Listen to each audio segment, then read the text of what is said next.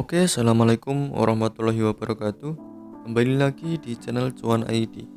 Di video kali ini saya akan membahas perkembangan terbaru dari Binetwork lagi. Jadi di sini ada sebuah info yang penting untuk kita ketahui bersama. Oke, tetapi sebelum lanjut ke info tersebut, jangan lupa klik tombol subscribe dan nyalakan loncengnya supaya tidak ketinggalan video-video terbaru dari channel ini.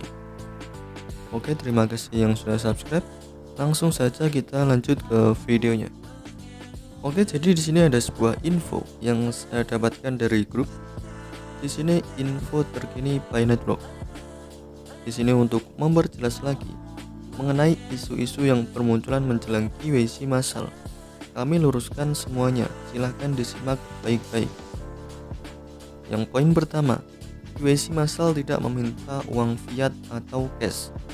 Jadi ini perlu digarisbawahi, KYC itu gratis, tidak ada biaya spesial pun dalam bentuk uang fiat atau cash. Jadi kalau misalkan kita mendapatkan iming-iming ketika melakukan KYC massal, kita harus membayar.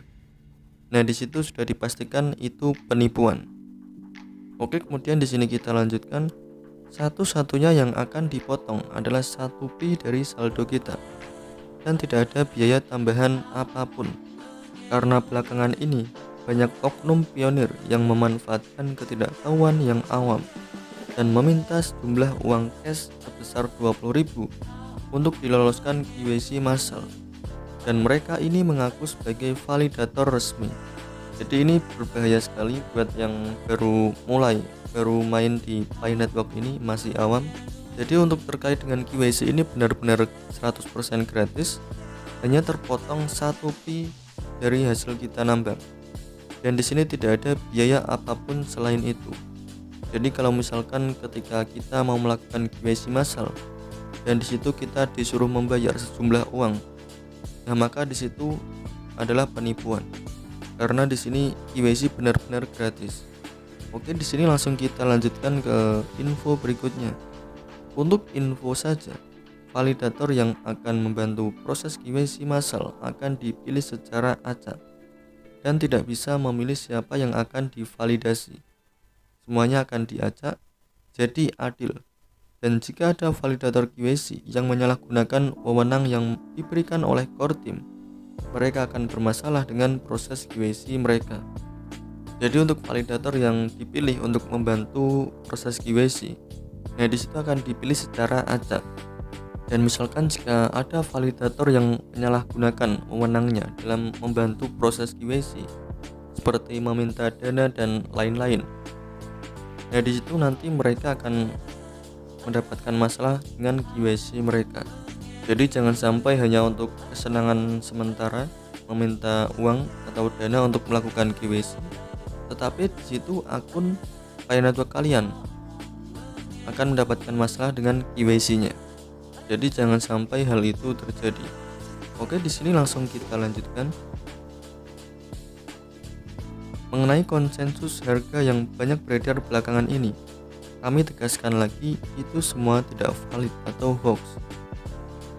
Membentuk nilai Pi bukan dengan voting yang tidak jelas seperti itu. Cara yang benar dalam membangun nilai Pi itu ada 3. Yang pertama, melakukan transaksi di dalam ekosistem marketplace resmi yang dibuat oleh Binetwork. Jadi untuk terkait dengan marketplace ini ada banyak sekali. Di antaranya ada Pichain Mall, Market ID dan lain-lain. Kemudian yang kedua, melakukan lockup dengan Pi kita. Jadi setelah melakukan KYC nanti kita bisa melockup koin Pi kita. Karena mungkin kita tidak punya node atau laptop untuk menambang, nah disitu kita tetap bisa mendapatkan koin Pi dari hasil lockup kita. Dan ketika melakukan lockup itu juga bisa membantu untuk membangun nilai Pi. Jadi nantinya nilai Pi ini akan bisa semakin tinggi lagi. Oke, kemudian yang ketiga, menjalankan node.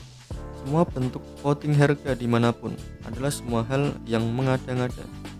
Jadi tolong lebih diperhatikan info yang kita terima. Pilih dulu, jangan asal telan saja.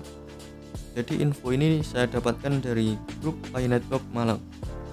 Oke, jadi di sini terkait dengan info ini. Jadi yang pertama tadi, Untuk KYC itu 100% gratis. Hanya nanti kita membutuhkan biaya 1 Pi dari hasil kita nambang untuk melakukan KYC. Jadi selain dari itu, jika misalkan kita diminta biaya apapun, maka itu sudah pasti penipuan. Yang kedua terkait dengan validator yang dipilih. Ketika mereka menyalahgunakan wewenang mereka dalam membantu proses KYC, seperti meminta dana dan lain-lain, maka nanti di situ akan bermasalah dengan proses KYC mereka. Kemudian di sini terkait dengan konsensus harga. Nah, itu tidak salah menurut saya, itu bukan sebagai patokan harga, tetapi itu hanya untuk cukup kita tahu saja berapa sih persetujuan harga untuk semua pionir di seluruh dunia. Jadi dengan adanya konsensus itu, kita bisa tahu pionir itu rata-rata menginginkan harga Pi di kisaran harga ini. Jadi itu tidak salah, itu bukan sebagai patokan, tetapi hanya sebagai referensi saja, supaya kita tahu berapa sih rata-rata mereka para pionir menginginkan harga Pi ini. Jadi ketika konsensus tersebut itu terbanyak kemarin ada di sekitar $1.000 per harga 1 Pi.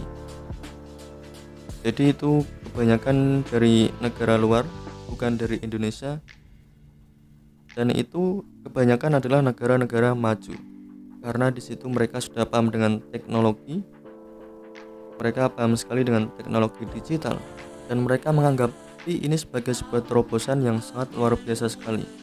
Jadi sekali lagi terkait dengan konsensus harga ini, itu bukan sebagai patokan berapa harga Pi, tetapi hanya sebagai referensi saja. Nah, bagaimana cara meningkatkan harga Pi supaya semakin naik? Di sini ada beberapa cara. Yang pertama, kita melakukan transaksi di marketplace di ekosistem yang tergabung di Pi Network. Dengan begitu maka akan terjadi sirkulasi transaksi barter, dan di situ tidak menutup kemungkinan ketika sudah terjadi barter, ada sebagian dari mereka yang meng-lock up koin Pi tersebut, sehingga nantinya koin Pi ini semakin langka di pasaran. Sehingga yang namanya hukum pasar, ketika sesuatu itu semakin langka, maka harganya semakin naik. Jadi nanti misalkan banyak sekali yang bertransaksi di marketplace ataupun apapun yang tergabung di ekosistem Pi. Nah, ketika mungkin si penjual atau si seller setelah mereka melakukan barter dengan pembeli, mereka meng-lock up koin Pi-nya yang didapatkan dari hasil jual beli. Nah, maka itu bisa menjadi semakin langka dari koin Pi tersebut. Kemudian cara yang kedua melakukan lock up seperti yang saya bahas tadi. Dan yang ketiga dengan menjalankan node. Oke, jadi mungkin cukup sekian dulu info yang bisa saya sampaikan di video kali ini. Jika nanti ada info terbaru dari Pi Network akan saya bahas di video selanjutnya. Oke, jadi buat kalian yang belum subscribe channel ini, jangan lupa klik tombol subscribe dan nyalakan loncengnya supaya tidak ketinggalan info-info terbaru dari channel ini.